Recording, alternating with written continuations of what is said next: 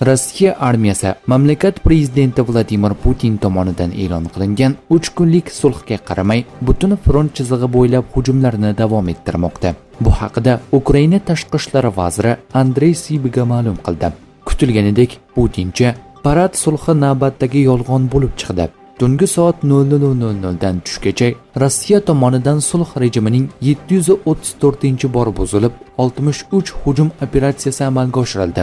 Ularning 23tasi hanuz davom etmoqda deb yozdi Sybiga ijtimoiy tarmoqlardagi sahifasida. Uning so'zlariga ko'ra, Rossiya armiyasi umumiy hisobda Ukraina qurolli kuchlari pozitsiyalariga 586 marta hujum qilgan. Ularning 464tasi og'ir qurollardan foydalangan holda amalga oshirilgan. Shuningdek, 176 marta dronlar bilan zarba berilgan va 10 aviatsion hujumda 16 ta boshqariladigan bomba qo'llanilgan.